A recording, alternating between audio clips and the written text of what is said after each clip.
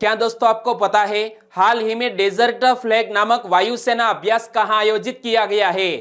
हाल ही में हिमालयन सिरो किस राष्ट्रीय उद्यान में दिखा गया? एक्सिस बैंक ने कौन सी सुविधा हाल ही में लॉन्च की है? ऐसे ही 15 बड़ी खबरों को कवर करते हुए हमने आज का बोले तो 5 मार्च 2021 का करंट अफेयर का वीडियो तैयार किया है। क्वालिटी की दृष्टि से बेस्ट यह वीडियो आप लास्ट तक देखें। लास्ट में मैं आपसे एक क्वेश्चन पूछूंगा जिसका आंसर आपको नीचे कमेंट बॉक्स में देना है।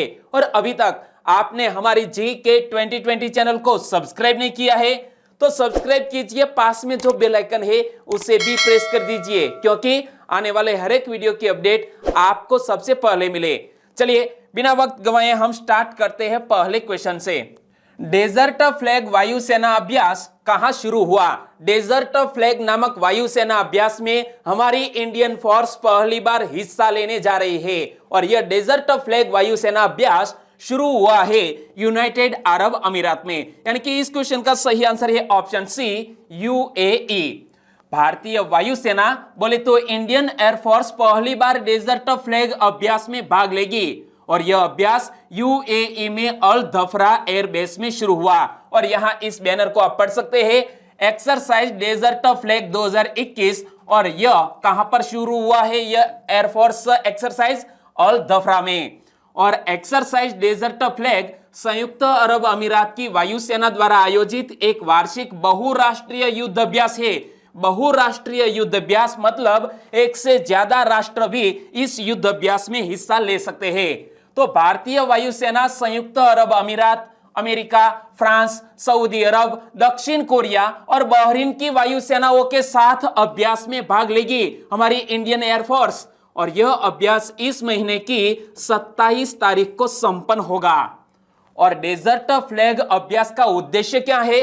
डेजर्ट फ्लैग अभ्यास का उद्देश्य भाग लेने वाले बलों को परिचालन नियंत्रण प्रदान करना है और उन्हें नियंत्रित वातावरण में सिम्युलेटेड हवाई युद्ध के लिए प्रशिक्षित करना है। इमेज में आप देख सकते हैं यह डेजर्ट फ्लैग वायुसेना अभ्यास शुरू हुआ है यूएई में। तो इनसे जुड़ा हुआ दोस्तों एक और क्वेश्चन कुछ दिन पहले ही सुर्खियों में था। संयुक्त अरब अमीरात ने पहली बार किस देश में अपने राजदूत की नियुक्ति की है? 2 दिन पहले की ही बात है। संयुक्त अरब अमीरात ने इस्राएल देश में अपने राजदूत की नियुक्ति की और तब भी मैंने आपको यूएई के बारे में बताया था। यदि आपको याद है तो मेरे साथ साथ बोलिए, यूएई की कैपिटल का नाम क्या है? Abu Dhabi. यूएई की करेंसी क्या है? यूएई दिरहम। और यूएई के राष्ट्रपति कौन है? खलीफा बिन जायद अल नाहयान। इमेज में आप देख सकते हैं करेंसी और राष्ट्रपति दोनों को। और दोस्तों इसी तरह हर क्वेश्चन से जुड़े इंपॉर्टेंट फैक्ट मैं आपके सामने रखता हूं। हमारा यह तरीका आपको अच्छा लगता है, लाइक करना मत भूलिएगा। दूसरा क्वेश्चन आपकी स्क्रीन पर, क्यूएस वर्ल्ड यूनिवर्सिटी 2021 की लो सब्जेक्ट रैंकिंग में कौन शीर्ष पर रहा? दोस्तों क्यूएस वर्ल्ड यूनिवर्सिटी रैंकिंग हाल ही में जारी कर दी गई है और विभिन्न सब्जेक्ट में विभिन्न यूनिवर्सिटी को रैंकिंग प्रदान की गई है। और इसमें लो सब्जेक्ट रैंकिंग में टॉप पर रहा है ओपी जिंदल इंस्टीट्यूट। यानी कि इस क्वेश्चन का सही आंसर है ओपी जिंदल इंस्टीट्यूट। और यहां क्यूएस वर्ल्ड यूनिवर्सिटी की बात करें तो क्यूएस वर्ल्ड यूनिवर्सिटी के सीनियर वाइस प्रेसिडेंट जिसका नाम है बेन स्वॉटेर, क्या बेन स्वॉटेर के मुताबिक भारत सरकार ने नई शिक्षा नीति 2020 को लागू किया है और इसका असर कुछ महीनों में ही दिखने लगा है। यानी कि हमारी जो नई शिक्षा नीति है इसका पॉजिटिव इंपैक्ट हमारी यूनिवर्सिटी पर दिखने को मिल रहा है क्योंकि हाल ही में यह क्यूएस वर्ल्ड यूनिवर्सिटी रैंकिंग में हमारी दर्जनों यूनिवर्सिटी ने जगह बनाई है। तो कौन कौन सी यूनिवर्सिटी ने किस सब्जेक्ट में टॉप किया है, 100 में शामिल हुई है, इनकी बात करें तो देखो भारतीय संस्थानों की रैंकिंग, संस्थान का नाम, रैंकिंग 2021 और किस विषय में टॉप पर है। तो याद रखो आईआईटी मद्रास वो पेट्रोलियम इंजीनियरिंग में पूरे विश्व में 30वें नंबर पर है। आईआईटी बॉम्बे की बात करें तो इंजीनियरिंग मिनरल एंड माइनिंग में दोस्तों पूरे विश्व में 41वें नंबर पर है। और IIT Kharagpur engineering mineral and mining क्षेत्र में 44वें स्थान पर है। और दिल्ली विश्वविद्यालय की बात करें तो वो डेवलपमेंट स्टडीज के क्षेत्र में 50वें स्थान पर और OP Jindal institute law subject में 76वें स्थान पर है। और गुजरात का IIM Ahmedabad, Indian institute of management Ahmedabad business and management studies में 79वें स्थान पर। तो Indian institute of science Bengaluru chemistry क्षेत्र में 93वें स्थान पर है। तो यह क्यूएस वर्ल्ड यूनिवर्सिटी रैंकिंग की बात हुई। तो क्यूएस वर्ल्ड यूनिवर्सिटी रैंकिंग की स्थापना कब हुई? वर्ष 2004 में यह क्यूएस वर्ल्ड यूनिवर्सिटी रैंकिंग की स्थापना हुई। और क्यूएस वर्ल्ड यूनिवर्सिटी रैंकिंग वैश्विक स्तर पर प्रति वर्ष विश्वविद्यालय रैंकिंग का प्रकाशन करता है, जो हाल ही में मैंने आपको बताया। तीसरा क्वेश्चन, सीआरपीएफ महानिदेशक का अतिरिक्त प्रभार किसको दिया गया है? सीआरपीएफ का पूरा नाम क्या होता है वो पहले तो आप जान लीजिए। सीआरपीएफ यानी कि सेंट्रल रिजर्व पुलिस फोर्स, और इसका महानिदेशक का अतिरिक्त प्रभार सौंपा गया है कुलदीप सिंह को। यानी कि इस क्वेश्चन का सही आंसर है कुलदीप सिंह। और कुलदीप सिंह ने किसका स्थान लिया है वो भी एक क्वेश्चन बन सकता है, तो आपको याद ही होगा। देखिए, यह है कुलदीप सिंह और ये है एपी महेश्वरी। तो सेंट्रल रिजर्व पुलिस फोर्स के महानिदेशक का अतिरिक्त प्रभार संभाल लिया है कुलदीप सिंह ने, और कुलदीप सिंह ने स्थान लिया है एपी माहेश्वरी का। तो यहां पर पढ़िए, आईपीएस अधिकारी कुलदीप सिंह को प्रमुख एपी माहेश्वरी के सेवानिवृत्त होने के बाद सीआरपीएफ महानिदेशक यानी कि डीजी का अतिरिक्त प्रभार दिया गया है। और यहां केंद्रीय रिजर्व पुलिस बल की बात आई, तो केंद्रीय रिजर्व पुलिस बल यानी कि सीआरपीएफ देश का सबसे बड़ा अर्धसैनिक बल है, जिसकी अनुमानित संख्या लगभग 3.25 लाख कर्मी है। और केंद्रीय रिजर्व पुलिस बल का मुख्यालय कहां पर स्थित है? भारत की कैपिटल नई दिल्ली में। और सीआरपीएफ का गठन कब हुआ? 27 जुलाई 1939 को। और सीआरपीएफ का आदर्श वाक्य क्या है? सेवा और ईमानदारी। क्या? सेवा और ईमानदारी सीआरपीएफ का आदर्श वाक्य है। चौथा क्वेश्चन, हाल ही में सुर्खियों में रहे वरुण कपूर और मालविका बंसोड़ का संबंध किस खेल से है? यहां दो खिलाड़ी हाल ही में सुर्खियों में आए हैं, एक का नाम है वरुण कपूर और दूसरे का नाम है मालविका बंसोड़। दोनों सुर्खियों में इसीलिए आए क्योंकि हाल ही में यह दोनों शटलर ने बैडमिंटन प्रतियोगिता में अपने अपने वर्ग में दोस्तों मेडल जीते हैं। यानी कि इस क्वेश्चन का सही आंसर है बैडमिंटन। इमेज में आप देख सकते हैं, यह है वरुण कपूर और यह है मालविका बंसोड़। भारत के वरुण कपूर और मालविका बंसोड़ ने कंपाला में 2021 युगांडा इंटरनेशनल बैडमिंटन टूर्नामेंट में क्रमशः पुरुष और महिला एकल खिताब जीते हैं। और वरुण ने पुरुष एकल के फाइनल में समदेशी शंकर मुथुसामी को हराया। यानी कि हमारे ही देश के एक बैडमिंटन शटलर शंकर मुथुसामी को हराकर वरुण कपूर ने यह मेडल अपने नाम किया है। तो मालविका ने समदेशी अनुपमा उपाध्याय को महिला एकल में हराया है। ओके, इमेज में आप देख सकते हैं, यह है मालविका। और यह प्रतियोगिता आयोजित की गई है युगांडा देश में। तो आप मैप में देखिए, यह जो आप देख सकते हैं यह है युगांडा, जिसकी कैपिटल का नाम है कंपाला। और इसके अगल बगल में कौन कौन से देश स्थित है तो यहां पर पढ़ सकते हैं सुदान, यहां पर है रवांडा, बुरुंडी, तांजानिया, केन्या जैसे देशों से घिरा हुआ है यह युगांडा, जिसकी कैपिटल का नाम कंपाला। और युगांडा की करेंसी है युगांडाई शिलिंग। इमेज में आप देख सकते हैं। और युगांडा के राष्ट्रपति कौन है? Yoweri Museveni. इमेज में आप देख सकते हैं। पांचवा क्वेश्चन, अंतरराष्ट्रीय मुक्केबाजी संघ यानी कि AIBA ने चैंपियंस एंड वेटरन्स समिति का अध्यक्ष किसको चुना है? AIBA ने यानी कि अंतरराष्ट्रीय मुक्केबाजी संघ ने हाल ही में चैंपियंस एंड वेटरन्स समिति का अध्यक्ष हमारे भारत देश के एक जानी मानी बॉक्सर जिसका नाम है MC मैरीकॉम को अध्यक्ष के रूप में चुना है। यानी कि इस क्वेश्चन का सही आंसर है MC मैरीकॉम। भारत की दिग्गज मुक्केबाज और 6 बार की विश्व चैंपियन मैरीकॉम को अंतरराष्ट्रीय मुक्केबाजी संघ यानी कि AIBA ने चैंपियंस एंड वेटरन्स समिति का अध्यक्ष चुना है। AIBA के निदेशक मंडल की वोटिंग में मैरीकॉम के नाम पर सहमति बनी और आखिरकार उन्हें अध्यक्ष चुना गया। और विश्व मुक्केबाजी में बदलाव और बेहतरी के लिए पिछले साल दिसंबर में ही चैंपियंस एंड वेटरन्स समिति का गठन हुआ था। इसमें दुनिया भर के उन सम्मानित मुक्केबाजों को शामिल किया गया था जो अपना अनुभव साझा करना चाहते हैं। और AIBA के वर्तमान अध्यक्ष कौन है, इसी तरह का यदि क्वेश्चन पूछ लिया जाए तो हमें लिखना चाहिए उमर क्रेमलेव। और यहां पर पढ़ सकते हैं Umar Kremlev is the new AIBA president. Clear, आगे बढ़ते हैं। तो MC मैरी कॉम की बात करें, MC मैरी कॉम को मैग्निफिसेंट मैरी के नाम से भी मशहूर है, देख सकते हैं। और उन्होंने दिल्ली में आयोजित विश्व चैंपियनशिप में रिकॉर्ड 6ठी बार 48 किग्रा भार वर्ग में गोल्ड मेडल जीता और इतिहास रच दिया था। रैंकिंग में मैरी कॉम के 1700 अंक है और वो टॉप पर पहुंच गई है। छठा क्वेश्चन, हाल ही में प्रेस सूचना ब्यूरो यानी कि प्रेस इंफॉर्मेशन ब्यूरो के प्रधान महानिदेशक का पदभार किसने संभाल लिया है? प्रेस इंफॉर्मेशन ब्यूरो के प्रधान महानिदेशक का पदभार संभाल लिया है जयदीप भटनागर ने।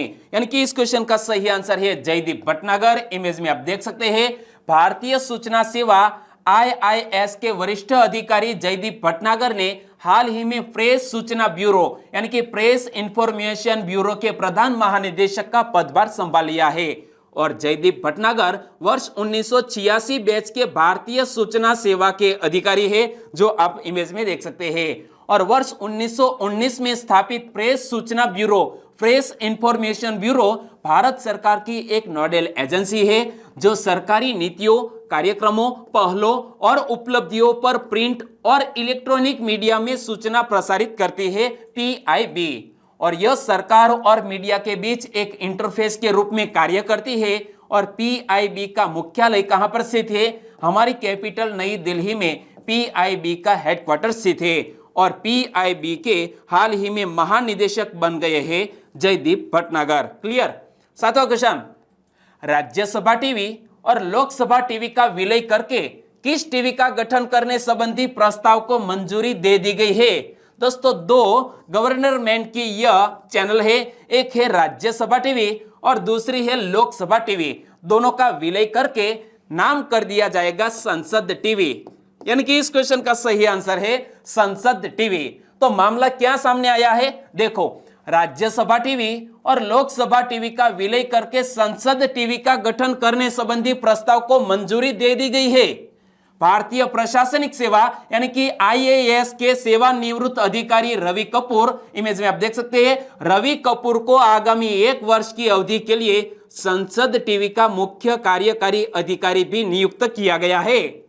और यहां पर पढ़िए, यह क्या लिखा है? संसद TV, merger of Lok Sabha and Rajya Sabha TV, यानी कि लोकसभा और राज्यसभा टीवी का मर्ज कर दिया गया है संसद टीवी में। तो पढ़ो, संसद टीवी लोकसभा और राज्यसभा की कार्यवाही का प्रत्यक्ष प्रसारण 2 अलग अलग चैनलों के माध्यम से करेगा।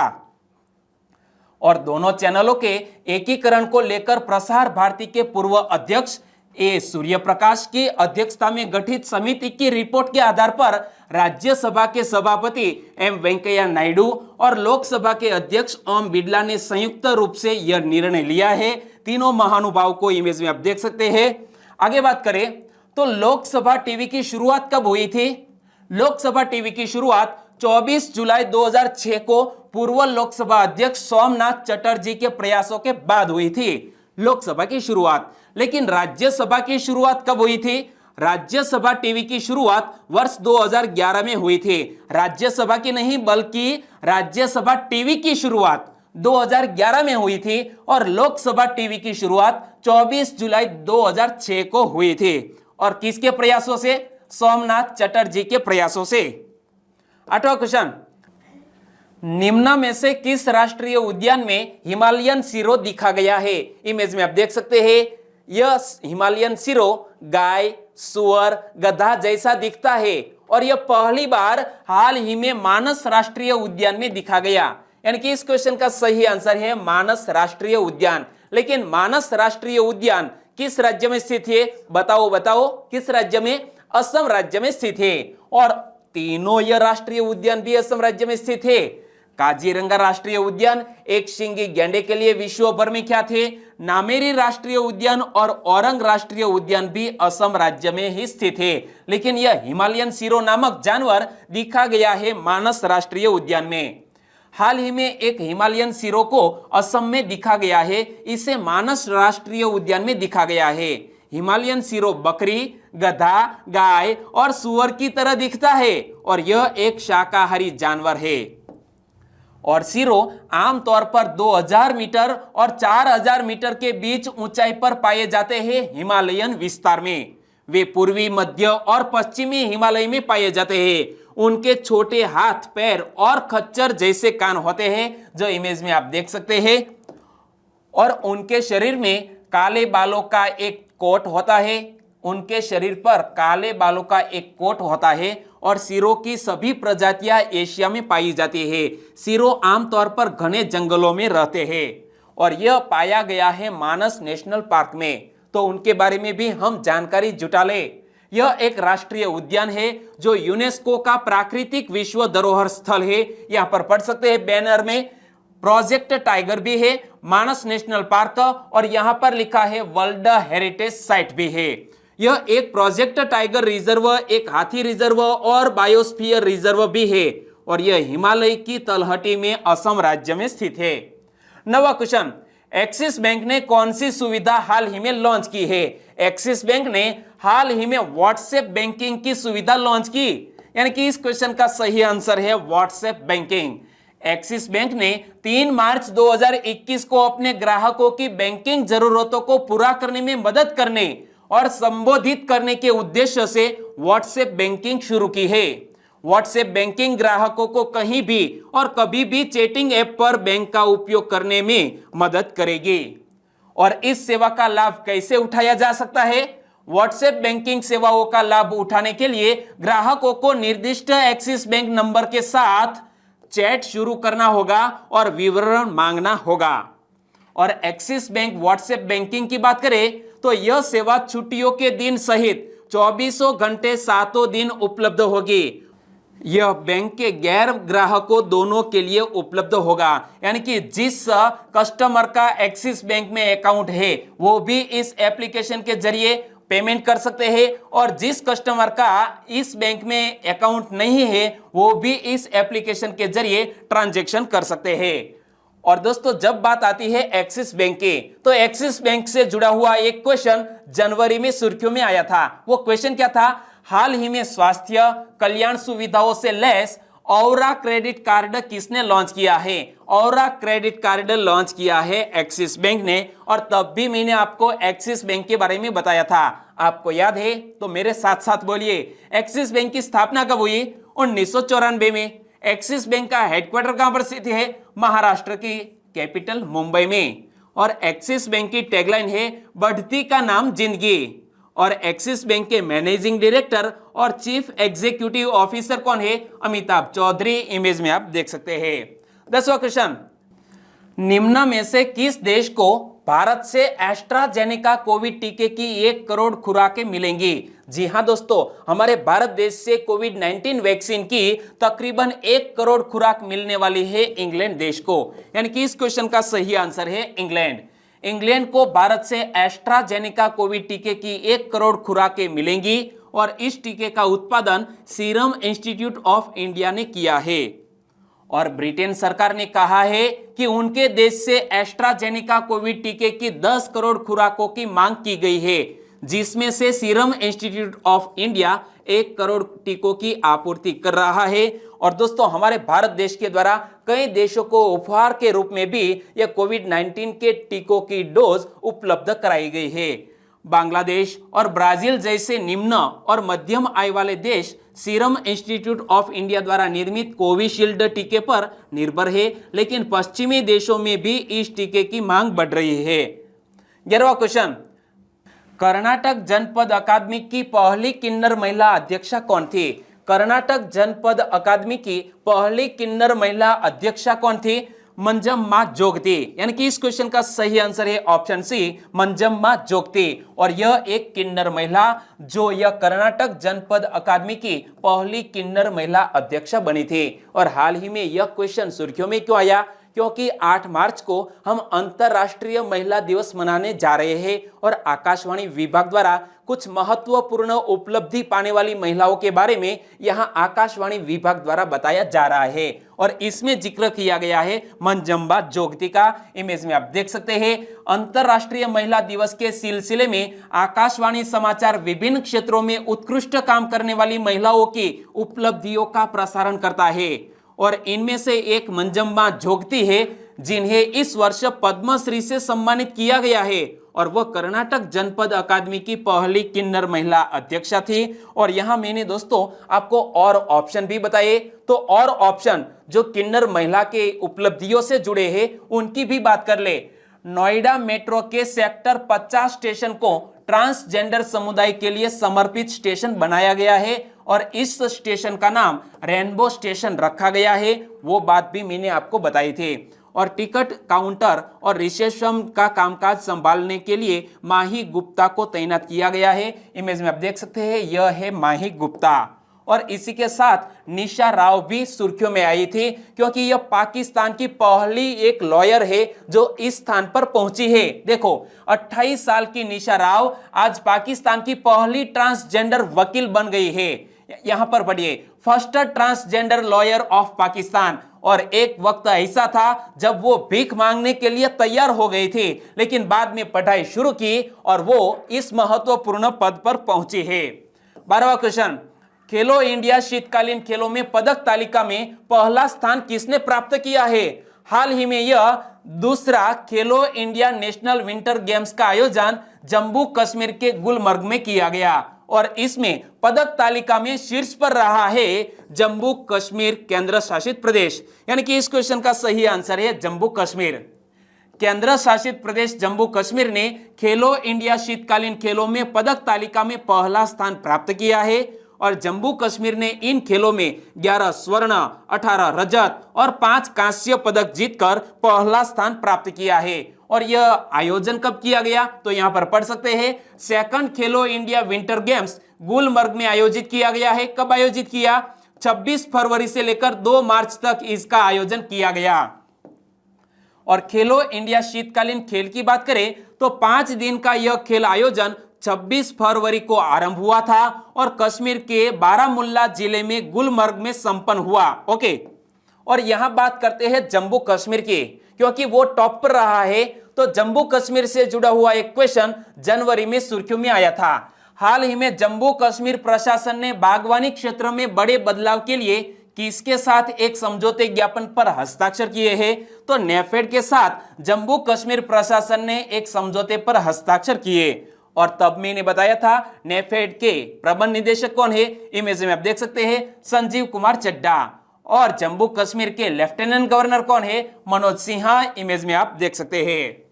13वां क्वेश्चन, घरों की पहचान चेलिक नाम योजना कहां शुरू हुई? घरों की पहचान चेलिक नाम यह योजना उत्तराखंड राज्य में शुरू हुई, यानी कि इस क्वेश्चन का सही आंसर है उत्तराखंड। उत्तराखंड के मुख्यमंत्री त्रिवेंद्र सिंह रावत ने नैनीताल में 42 करोड़ रुपए की घरों की पहचान चेलिक नाम, यानी कि बेटी का नाम घर की पहचान है, इसी तरह का कार्यक्रम और विकास योजनाओं का शुभारंभ किया है। किसने किया है? उत्तराखंड के चीफ मिनिस्टर त्रिवेंद्र सिंह रावत ने। इस इमेज को पढ़िए, Uttarakhand chief minister Trivendra Singh Rawat launched घरों की पहचान चेलिक नाम और लागत कितनी है दोस्तों? 42 करोड़। प्रारंभ में इस योजना को नैनीताल में शुरू किया गया है और बाद में इसे पूरे उत्तराखंड में विस्तारित किया जाना है और सरकार महिला सशक्तिकरण की दिशा में काम कर रही है और इसी के अंतर्गत उठाया गया यह कदम है। और बात करते हैं उत्तराखंड की, तो आप मैप में देखिए, यहां है दोस्तों उत्तर प्रदेश और उत्तर प्रदेश से विभाजित होकर यह नया स्टेट बना उत्तराखंड। उत्तराखंड की कैपिटल का नाम क्या है? देहरादून। और उत्तराखंड की ग्रीष्मकालीन कैपिटल घोषित किया गया है गैरसैंण को। और उत्तराखंड के मुख्यमंत्री कौन है? त्रिवेंद्र सिंह रावत। और उत्तराखंड की राज्यपाल कौन है? बेबी रानी मौर्य। और दोस्तों इनसे जुड़ा हुआ एक और क्वेश्चन मैं आपसे पूछना चाहूंगा। फूलों की घाटी कहां पर स्थित है, किस राज्य में स्थित है? आपको याद है तो नीचे कमेंट सेक्शन में बताना मत भूलिएगा। 14वां क्वेश्चन, राइट टू रिपेयर अधिकार का संबंध निम्न में से किस समूह से है? राइट टू रिपेयर नामक एक अधिकार का संबंध है यूरोपियन यूनियन से, यानी कि इस क्वेश्चन का सही आंसर है यूरोपियन यूनियन। और यह राइट टू रिपेयर अधिकार की बात करें जो हाल ही में सुर्खियों में आया है, क्योंकि हमने आज तक राइट टू एजुकेशन या राइट टू इंफॉर्मेशन एक्ट के बारे में पढ़ा है, लेकिन अब राइट टू रिपेयर के बारे में भी आप जान लो। यूरोपियन संघ में refrigerator, washing machine, hair dryer या टेलीविजन आदि बेचने वाली कंपनियों को यह सुनिश्चित करना होगा कि आगामी 10 वर्ष तक इन उपकरणों की मरम्मत की जा सके। और राइट टू रिपेयर के नाम से जाना जा रहा यह अधिकार मार्च 2021 से 27 राष्ट्रों में लागू हुआ है, यानी कि इसी महीने से राइट टू रिपेयर यह अधिकार लागू हो गया है यूरोपियन यूनियन के 27 देशों में। राइट टू रिपेयर का विचार मूल रूप से अमेरिका से उत्पन्न हुआ था। ग्लोबल ई वेस्ट मॉनिटर 2020 के रिपोर्ट के अनुसार यूरोपीय लोग प्रति वर्ष प्रति व्यक्ति 16 किलोग्राम से अधिक ई कचरे का उत्पादन करते हैं, और इस तरह के ई कचरे को कम किया जा सके इसीलिए यह राइट टू रिपेयर नामक अधिकार यह यूरोपियन यूनियन कंट्री में लागू कर दिया गया है। 15वां क्वेश्चन, विश्व भर में विश्व श्रवण दिवस कब मनाया गया? दोस्तों, प्रति वर्ष वर्ल्ड हियरिंग डे मनाया जाता है 3 मार्च को, यानी कि 3 मार्च को यह महत्वपूर्ण दिवस मनाया गया, इसलिए इस क्वेश्चन का सही आंसर है 3 मार्च विश्व श्रवण दिवस। 3 मार्च को विश्व श्रवण यानी कि सुनने की शक्ति दिवस मनाया जाता है, और विश्व श्रवण यानी कि सुनने की शक्ति दिवस हर साल 3 मार्च को मनाया जाता है।